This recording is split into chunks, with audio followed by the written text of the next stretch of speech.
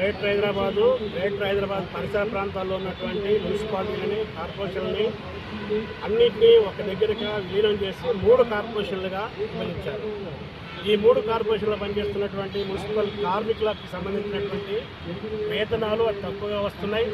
పెరుగుతున్నటువంటి ధరలకు అనుగుణంగా వేతనాల్ని 26,000 రూపాయల నెలకు ఇవ్వాలని, అదేవిధంగా అనేక సంవత్సరాల నుంచి పనిచేస్తున్నటువంటి కార్మికుల్ని పర్మిట్ చేయాలని, పనిభారం పెరిగింది, కట్టడం పెరిగింది, కొత్త రిక్రూట్మెంట్ లేదు, పనిభారం పెరిగింది, పనికి తగినటువంటి కార్మికులను నియమించాలని, ఈఎస్ఐ పిఎఫ్లో కొన్ని అవకతవకలు ఉన్నాయి, వాటిని సరిదిద్దాలని, రోడ్లపై పనిచేస్తూ ఉంటే యాక్సిడెంట్ అవి ప్రాణాలు పోతున్నారు, ప్రాణాలు కోల్పోయినటువంటి కుటుంబాలు ఆదుకోవడానికి 25 లక్షల ఇన్సూరెన్స్ ఇవ్వాలని, ఆ కుటుంబంలో ఒక ఉద్యోగం ఇవ్వాలని చెప్పి ఈరోజు డిమాండ్ చేస్తూ వీళ్ళకి వృద్ధాప్యం వచ్చిన తర్వాత దిగిపోయిన పెన్షన్ సౌకర్యం కూడా కల్పించాలని చెప్పి ఈరోజు కోరుతూ ఈరోజు మల్కాజిగిరి నగరపాలక సంస్థ పరిధిలో ఉన్నటువంటి మల్కాజిగిరి మేడ్చల్ జిల్లా, అదేవిధంగా రంగారెడ్డి జిల్లాలో ఉన్నటువంటి మున్సిపల్ కార్మికులు ఇక్కడ ధర్నా చేస్తున్నారు.